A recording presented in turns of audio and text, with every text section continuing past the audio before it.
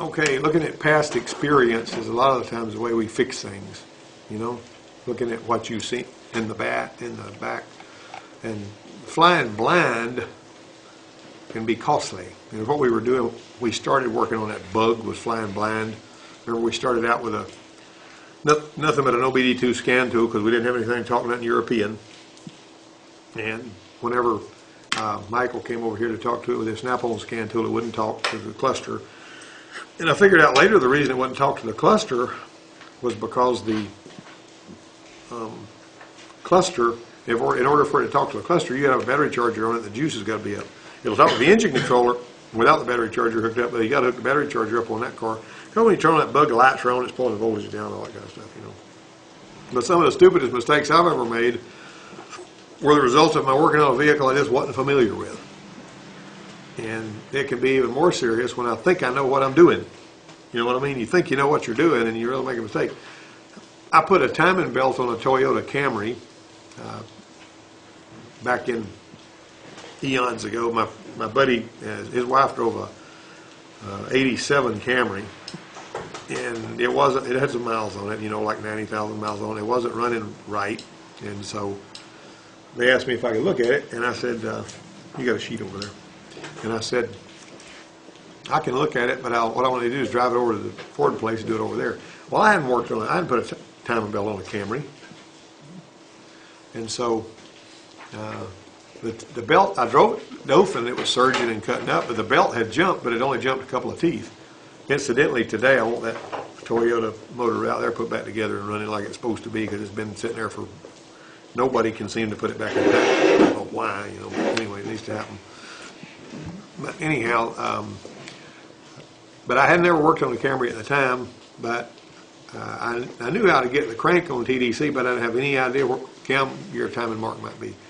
And this is an 87 model now, and I called the local Toyota dealer, and the guy that I spoke with told me, now listen to this, you know that little punch mark on that bearing cap that's over about 10 o'clock position?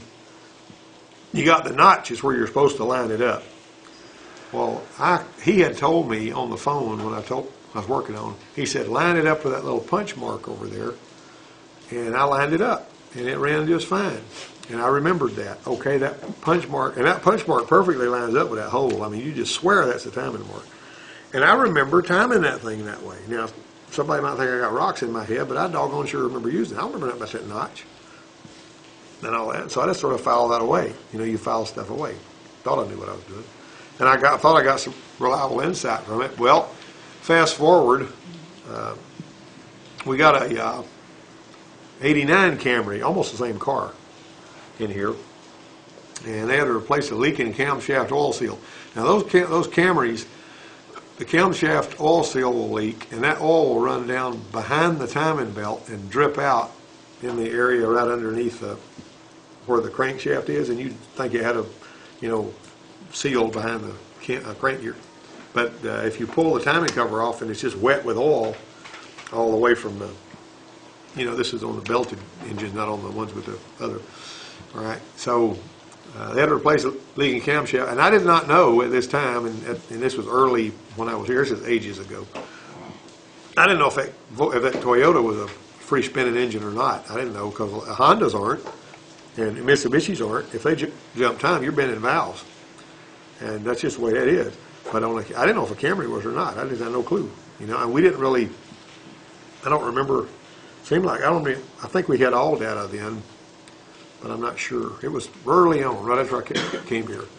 Well, I usually encourage them to look the information up themselves, but this time we couldn't find it for some reason or another. I don't remember why. I faxed an information request to all data asking for timing information that was absent from the DVD, because they had them on DVDs then, but they didn't get back to me in time. Well, anyway, we couldn't find the information. I explained the gear hole punch mark to the student working on the Camry, and it had worked for me, but it didn't work for him. We put it back together like that, wouldn't start, and it sounded like it didn't have any compression. It didn't have any cranking vacuum, no compression. I said, my goodness, he's already bent some valves. So the student managed to, hold on just a minute. This won't be this. If I hadn't seen that punch mark before, I wouldn't have made that mistake. So anyway, the long and short of it is, so I drew on the experience past experience and caused the Camry situation to blow up my face. But looking back is always necessary and a bit more complex than drawing on experience to solve a problem and avoid a mistake. But I will tell you this. This is something else that was really important. I worked with a guy that was pretty smart. He works for, another outfit now. But when I was working, I trained this guy over there, and he was a mechanic for a while and did pretty good. He'd already done some mechanic work before he came to work over there where I was. But he had a really good memory, and he could remember what he had done to every car he'd ever worked on just about. And he drew from that to figure out what was wrong with whatever it was he was working on at the time. Now, his diagnostic abilities weren't that good, but he was good at doing the work and he had a good memory. And the problem he would fall into is if he ran into something he'd never seen before, he had no clue what to do to figure it out. His troubleshooting was weak, you know what I mean? And sometimes if you ask him if he had checked something he didn't want to check, he would lie. And he's working on his 3.8 liter engine in a Taurus that was cutting up and going down the road. And I said, what is the timing set on, Mark? Well, on that one, you can't see the timing mark unless you get a great big old inspection mirror and extend it down there and hold it and shoot the timing light into that mirror. That's the only way you could see the timing marks to set the timing on that. And he said the timing was fine. Well, he hadn't checked it. And he kept working on it. He worked on it half a day because he didn't want to fool with checking the timing. And when he checked the timing, usually when your timing is advanced, what does it do? What's it act like when your timing is advanced too much on one with a distributor on it? Remember? It kicks back when you try to start it. It labor knocks and that kind of thing. So this one wasn't doing any of that. It just had a sort of an annoying surge. Whenever you were at road speed and you're floating, the timing is going to be about 50 degrees. And if it's a little too fast, he had it where it was actually, the spark was jumping and hitting the tower that was before the one it was supposed to hit because it was closer to that one. So when he set the timing, that whole problem was fixed, and he wasted half a day of his time fighting with it because he just too lazy to check the timing. And me telling him, Mark, you need to check timing on that car. And he just never got around to it until finally, when he checked it, he found out it was setting on about 16 degrees. It was supposed to be on 10. I don't know who changed it, but that was a booger bear. All right, so the long and the short of it was, if we find a failed part that doesn't ordinarily fail, the temptation is to replace the part, clear the codes, run the vehicle down the road for a quick test drive, then you move on to the next job. Now, when you're working in a shop where there's a, where you're getting paid commission or whatever, what they're going to do is you're going to run, you're going to get a rhythm going. And you're going to learn how to get to the parts room fast and get your parts and get out there and get the car fixed and get it out there and get on to your next job. If you waste time, you don't make any money. I used to tell Jimmy, I said, when we was in here, I'd say, if you see the guy standing around a water fountain and they're shooting a bull and they're not doing anything, those guys will be crying at the end of the week because they ain't got no paycheck. And I says, the guy that's steady working that don't ever quit, he's going to have a good pay at the end of the week. If you're there to socialize instead of work, you ain't going to make no money. And you ain't going to be working much to the shop. That's just all there is to it. And there are guys that they love to socialize. That's all they like to do is just go around and socialize, enjoy their buddies and all that. You can do that at lunch. You need to work whenever it's time to work. Okay, the choice has got to be made. You ever had one that had the vehicle come back with exactly the same unusual failure a short time later? Something failed, you replace the part, you come back, and that part failed again. Is this just faulty parts? Or is it something you missed? You know what I mean? Think about that. You got to look back. You got to make a choice. It takes integrity and candor to make the choice honestly. If you're going to make the choice honestly, you got to have integrity. We got to backtrack to determine why the part failed. And let me ask you this: if you ever have something blow up in your face, so to speak, do you ever think back and say, how could I have avoided this? And then you say, if you can track it back to what it was that caused that situation to happen, you're going to avoid that, right? You're not going to let that happen again. I'm going to do something to keep that from happening next time. Okay, so the next thing is, what if the part failed not because the part was bad, but because you missed something, and it's a $100 part? Who pays for the part? Does the customer pay for the part? Do you pay for the part? Does the shop pay for the part? One of the things that you've got to recognize, and I'm going to say this right now, if you look it up, you can look it up on legal services. If you break something in Alabama, working, like if you broke the door handle on a car and you're working at a dealership, they cannot by law make you pay for that door handle. They might try, but they can't legally do it. Now a lot of times they get away with that. Or if you, let's say you're pulling into the shop and you pulled onto the lift wrong and you busted a tire, they can't make you pay for that if it's a mistake. You know, now if they can, you know, make a good case that, you know, you're just mad at them and you're trying to cost them money, yeah, they can bring charges against you and all that kind of stuff. But if it's just a simple mistake, they're not allowed to charge you, make you pay for your mistake. So just remember that, okay? I mean, I'm not saying that you don't need to be careful, but I am saying that if somebody tries to tell you, you can look it up. If you go to the legal services, you can find out where it says they can't do that. Can you take it out of your pay or nothing? No, that's making you pay for it. They can't do that. Now, Adam, this other guy that I had here, he would pay for it. If he made a mistake, he'd pay for it willingly. He'd write him a check. I mean, if he made a mistake. I've seen him do it. And he didn't have to. They weren't even asking him to, and he paid for it anyway because he had that kind of integrity. You know what I'm saying? He just felt so bad about it. He blamed himself. You know, he's hard on himself. Okay, so this creates an ethical quagmire, but it's not usually all that hard to figure out, even if we don't like the answer. It's a foregone conclusion, though, that somebody's going to be unhappy. So if the customer pays because of neglect or abuse, then that's fair. You know, if the customer, like for instance, you put an engine in a truck, and I've seen this before. Truck comes in, engine's burned up, and it's only got 30,000 miles on it, and then, you know, it's supposed to be a warranty for 336. And you notice that the oil filter, you know, back in the years ago when Ford built an engine, they'd put an oil filter on it and paint the whole thing gray, and the oil filter would be gray, just like the rest of the engine. And it'd have a gray oil filter on it. Oil had never been changed. 30,000 miles. You pull the oil filter off, and what you pour out of it looks like tar. You pull the oil pan off, you can stand a screwdriver up in the oil pan. Because the oil is just turned into tar because it's that old. And then the customer will sit there and look right in your face and say, yeah, I changed my oil every 3,000 miles. You know, because they don't want to have to pay for an engine. Okay, so you put an engine under warranty, 30,000 miles later they're coming there for the same thing. Because they ain't changing their oil. See what I'm saying? That kind of thing happens. All right. And I've seen that, you know, stuff go on. All right. So should the manufacturer pay? Well, it's not really. Manufacturers pay for a lot of stuff. You know what they do? When you carry something back to Tractor Supply or one of these other places, like let's say you bought a generator with a gasoline engine on it, and you carry it back and say, I don't like it, so it don't work right. And they give you your money back or they give you another generator. You know what they do with the one you take back? They throw it in the trash bin. They don't ship it back. Now, on cars, some of them will say, if this transmission's giving trouble, they'll have a sticker on it that says, do not service this transmission. If it gives trouble, pull it out, send it back, we'll give you another transmission, because they want to see what's making them fail. See what I'm saying? Sometimes they'll do that. And warranty parts are just about always called back. If you're doing work at a dealership and you have a warranty part, and they'll tell you this when you go to work there. Let's say that you've got some kind of a failed part, like, you know, one of these or whatever, and the part fails and it's a warranty repair. What you need to do is write the ticket number on it and the date. And what we used to do is we would make the parts guy sign the back of the ticket saying that he received it back. Because what happens is if those yo-yos throw something away that was warranty, and then warranty calls for it, and they can't produce it, they're going to come see you and say, hey, you owe us a power window motor. You know, where's your power window motor at? You know, so if I say, well, you know, let me see the ticket. Here's where you signed for it. So you got it, buddy. It's on you. And then it gets charged back. If they can't produce it, then they get charged back to the dealership. See what I'm saying? But anyway, so, but when in doubt, we usually blame the quality of the part when a second failure occurs because it's usually pretty easy to get the vendor to absorb the cost. Well, what if the counterman gave the technician the wrong part? Should the parts department be responsible?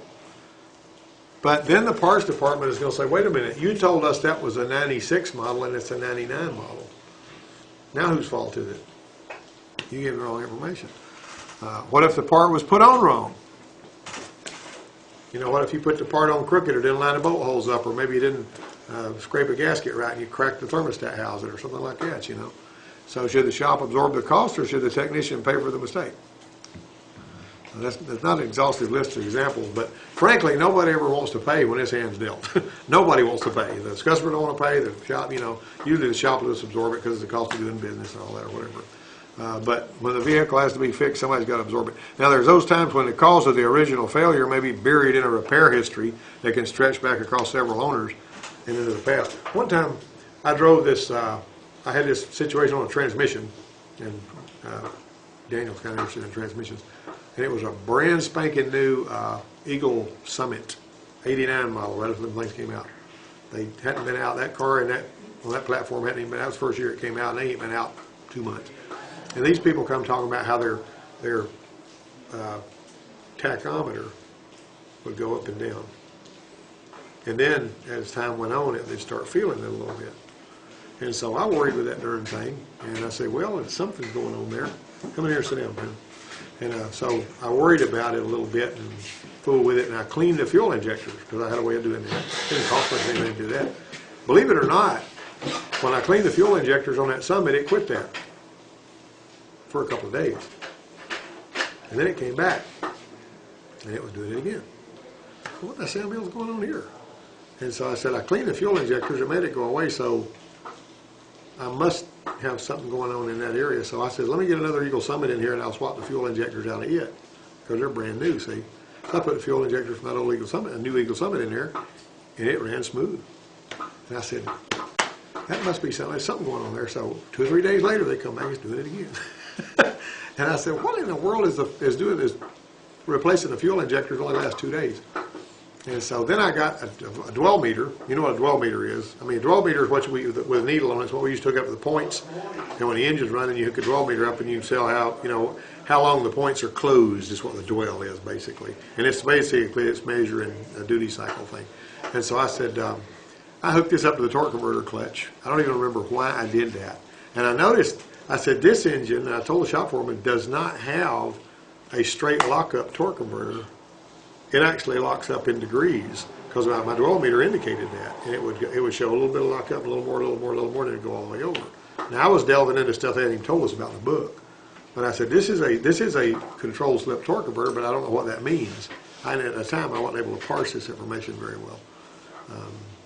And so Philip and me were talking to this guy from down in New Orleans at Chrysler, and he says, go get 5 quarts of Modifier Plus transmission oil from the Chrysler dealership and put it in there, change the transmission oil, and put it in there with a new filter. And of course, me and Philip, because we'd already been thinking fuel and all this kind of stuff, we're laughing at him. Ooh. Well, when we put the transmission fluid in there, it took care of the whole problem. Never surged anymore. What was going on there is, I don't know if any of you guys ever drove a Crown Victoria, that the friction modifier, you know this stinking stuff here? This smelly stinking stuff? That right there is actually, is designed to make those friction clutches, like in the rear end of a truck that's got limited slip, it's supposed to make them slip smoothly. And if you don't have friction modifier in there, when you're turning around a corner on one of those, it'll go whoa, whoa, whoa, whoa, whoa. Well, they put some of this same stinking stuff in some of the transmission oil on the ones that have control slip torque converters. And if that friction modifier gets to where it's not working right in some of these cars, it will make it, the Crown Vickies will feel like you know the little speed breakers coming to a stop sign? Brr, brr, brr. You'll feel that on a level road when nothing else is going on. When it's trying to, that torque converter clutch is trying to have a control slip and it chatters. That's what's going on there. And I saw a surging situation on a Taurus one time that only happened when the torque converter was locked up. And I actually, just for grins, I took some of this stuff and poured a little bit of it in the transmission. And it cleared it up. And then I told the hotline engineer, hey, I put a little bit of stuff in there. Oh, no, don't ever do that. Well, then I started adding it to the transmission fluid. Scared them to death. But I said, I got me some. Well, I drew this job on a Eagle Summit, right? No, I mean Eagle Talon, which is like the Eagle Summit, except it was hot rodier. And I'm driving, and they said it surges. Surge, surge, surge. And so I said, that feels like that dadgum torque converter surge that I felt on that Summit, and that I saw on a Taurus one time. And so I went to the files where the vehicle had been worked on before, and I saw where our transmission guy had serviced the transmission. And the kind of fluid he used was on there. He used the wrong kind of fluid. See, I saved myself all kinds of problems looking at engine controls and EGR, which causes a surge, and all that kind of hogwash, by going to that file, pulling the repair history, and I went out and say, Kevin, what kind of transmission fluid did you put in this? Oh yeah, well, I'll have to change that again, I guess. See, and then I was done with that job. Put it on, grab my next one. I wasn't trying to shovel it off on him, but I legitimately had a concern. I said, before we do anything else, you need to change that transmission fluid. Well, that took care of the surge. If it was still surging, I'd have to work on it some more. But you do the logical next step. You get me? Whatever is logical to do first is what you do. Like a guy that was telling about, he didn't like the fact that this part I had trouble shot on this car he brought over there as an old shop owner. This is a $140 part, right? So he didn't really like that. He goes, can we look somewhere else for the problem? I know this part's bad, so we need to change it before we do anything else. You know, you can waste our time. Okay, now then, let's go on that. We got this hot potato syndrome. The Jeep was clean on the inside and the out, only had 33,000 miles. The soldier and his wife, this is the one I told you about before, and I'm almost through here anyway. But I'm going to zip over this again. The price was right, the paperwork was done, they drove away in this new red Jeep. The engine oil was so fresh, they drove it 6,000 miles before they changed it. They changed it at the local tire store where they regularly go for service, and immediately after the oil change, the pressure tapered off to 7 pounds. Oil pressure, didn't have a 7 pounds oil pressure. As the engine got warmer, the pressure went to 0. So, the oil filter was the right one for that engine, because on some of those Jeeps, if you put the wrong oil filter on them, they'll make it not have any oil pressure. There was nothing wrong with the oil that had been used, so the sending unit was replaced to no avail, but the engine was, wasn't rattling like the pressure was low. They put a master gauge on it to determine if the true oil pressure was, you unplug the electric sending unit, put a gauge on there that's a regular gauge, and yeah, low pressure. Sometimes when you put the master gauge, it'll read 70 pounds, but your gauge that you've got don't, electronically don't work right. So they took it back to the Jeep dealer. Took it around to the Jeep dealer, and the Jeep dealer said, well, yeah, the oil pressure is low, let's put an oil pump on it. And so he went back to the tire store, and the tire store owner called me and said, what do you think we ought to do? I said, don't just throw an oil pump at it. Pull the pan, pull the oil pump, put air pressure to the oil gallery, and see if you hear air hissing out, you'll see where the oil pressure is going. Well, for some strange reason, he didn't do that. The guy that worked on it, Jeff, he just threw an oil pump on it. And the oil pump had been changed, but the oil pressure problem was still there. It had helped. It was like 40 pounds when we first started, but as it got warm, it tapered off to where it was nearly nothing. So they took it to another repair shop for a second opinion, and the repair shop checked the oil pressure and said, well, we got to put an engine there, it's going to be $5,000. Now the guy's got a Jeep that he bought for $10,000. He's making payments on it. He can't afford to sell it. He can't afford to drive it. Just sitting there. He's a soldier, and so he qualified for work because he was military, right? So the tire store guy called me and said, hey, can you look at this thing? I said, sure, he's qualified, bring him over here. So I brought him over here. The used car lot, by the way, where he bought it was approached for help, and all they did was call a Jeep dealer and ask if Daimler Chrysler could help. After all, it only had 39,000 miles on it, but the refusal came from the valid point that the Cherokee had already changed hands 4 or 5 times. It wasn't the original owner. If it had been, Chrysler would have probably done something about it. Well, the car lot had purchased it at an auction down in Florida, and if the vehicle had been sold to the present owner as a new unit, the Chrysler would have been happy to pick up the tab. Well, we don't want to pass any judgment or throw any stones. He couldn't afford to pay $5,000 for a new engine, and here it was sitting there. So he came. So I told him and his wife, I says, pour a couple of bottles of STP oil treatment or motor honey in it so it'll have oil pressure. That works, and drive it over here. Just drive it over. So they showed up later, filled out the paperwork, and I put a couple of guys to work on it. Well, the oil's picked up by the pump, pushed through the oil filter, up into the lifters where a little bit makes its way through these hollow push rods to the rocker arm. To the lion's share, the oil goes from there through 4 drill passages that bypass and lubricate the cam bearings on the way to the main bearing journals. The top end of the engine is the first part that starves, though. You know what I mean? Come in here, George, and sit down. Yeah, sit down. Come in here and sit down. Okay, the top end of the engine is the first part that does that. Okay, so we verified the low pressure concern. We drained the crankcase, we pulled the oil pan, which ain't really that hard on that one.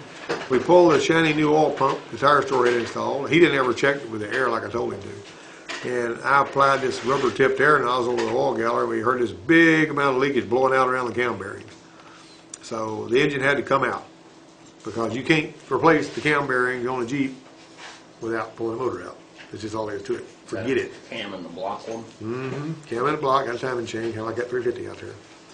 Okay, so we took the power plant out, mounted it on the engine stand. Cam bearings hadn't spun, but they were wore slam out. You can see copper and all that, And but it's because what happened was the root cause of that was the oil pressure. The oil pump died.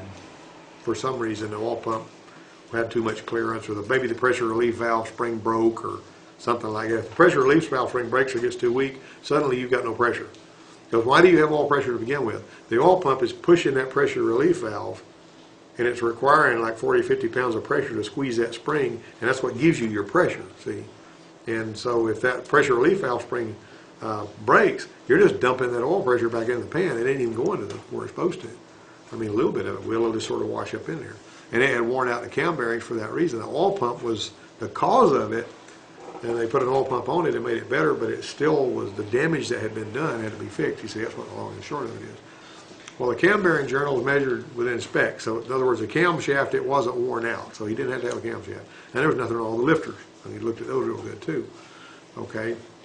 And the timing chain had almost no slack at all. Well, we slid the lifters back in their boards. We applied air, and we felt a lot of, on the stand I'm talking about, we did it. And there's a lot of air, blowing out of all of the cam ports. So it had good, and with the lifters back in there, see, they're going to stop up the passage that feed them. And you can see if you've got good oil flow to the lifters, to the cam journals, which is what we wanted. Is it clogged or what? It wasn't clogged.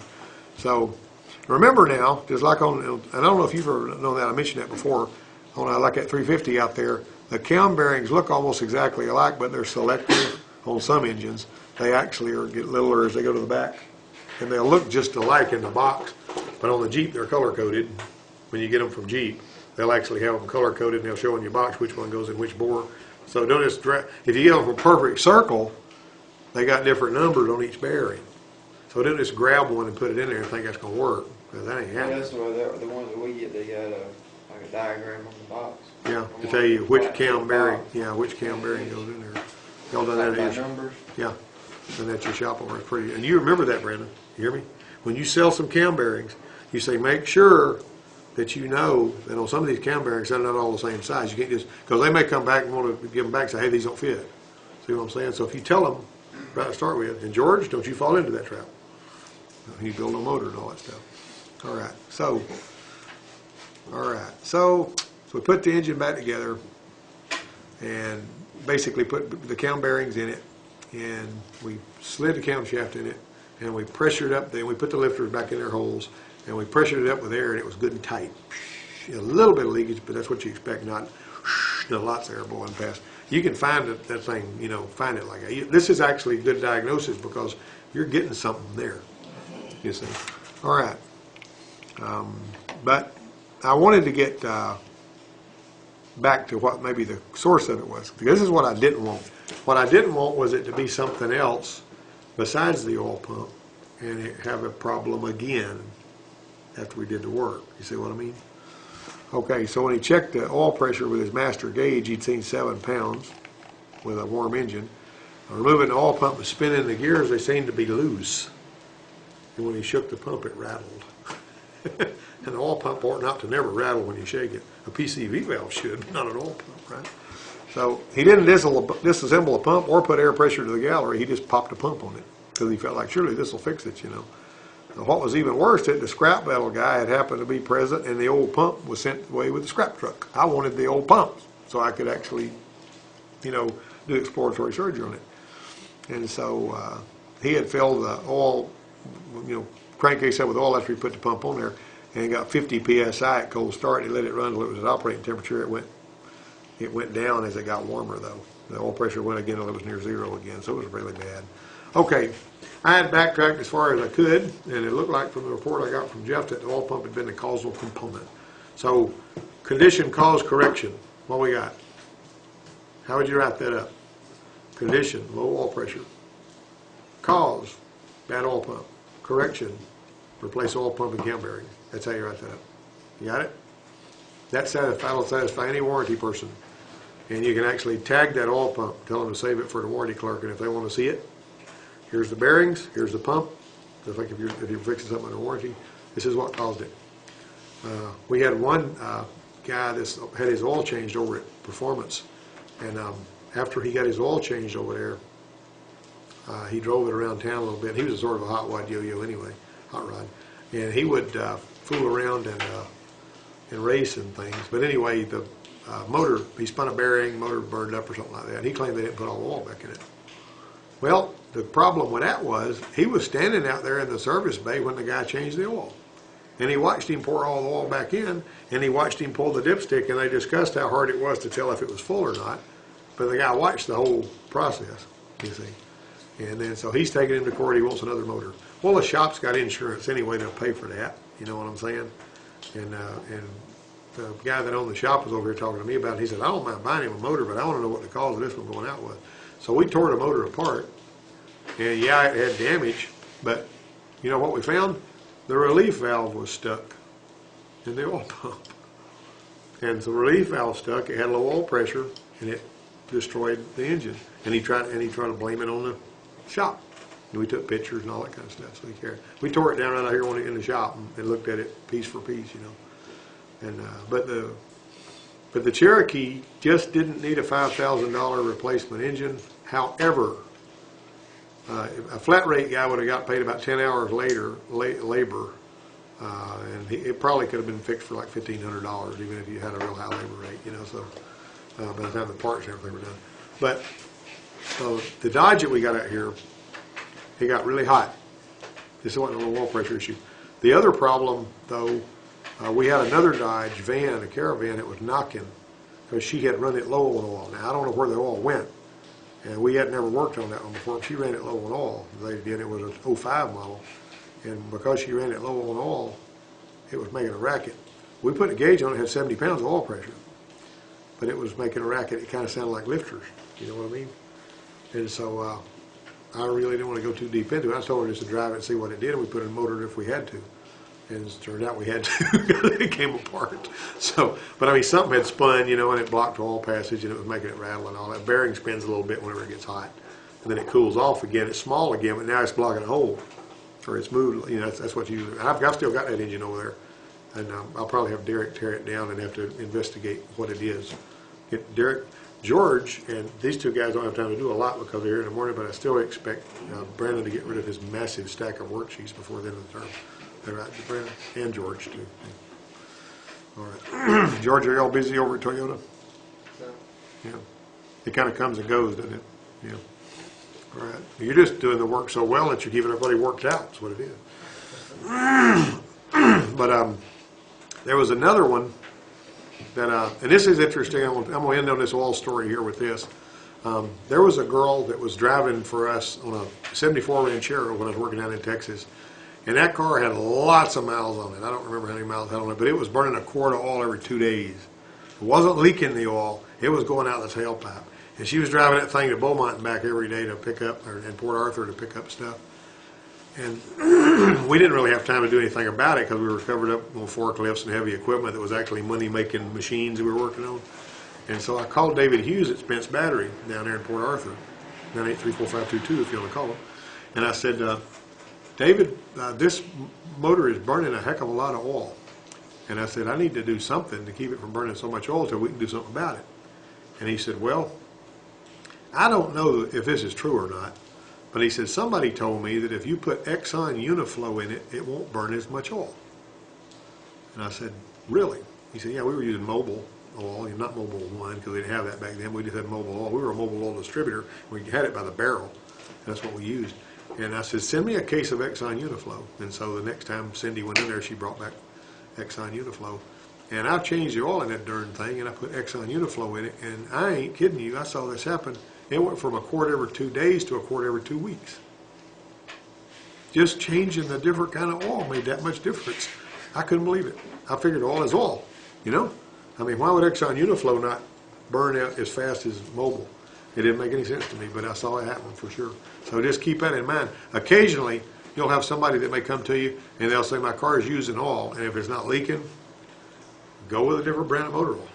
If it's just burning a little bit, but they claim, Ford and Chevrolet both, it needs to be getting rid of more than a quart every 1,000 miles before they're going to fix it under warranty. And usually they don't. They're not that bad. But there's a threshold they have. A quart every 1,000 miles sounds horrible, doesn't it? I mean, like 3 quarts between changes. But they won't fix it under warranty if it's got to be more than a quart every 1,000 miles. That's the way it used to be. I don't know if it's changed or not. But if somebody's burning some oil, put some different kind of oil in it. You know, some other kind, so that's a higher grade, and see what that does. You ain't got nothing to lose. They're going to be changing oil anyway. See what I'm saying? All right. Anybody got any questions or comments? Have you also been so bored with this talk that you turned into a bunch of skeletons? Did you guys take sufficient notes? That's what gets you your grade in here, in this war stories class. What about you, Cameron? You take some notes?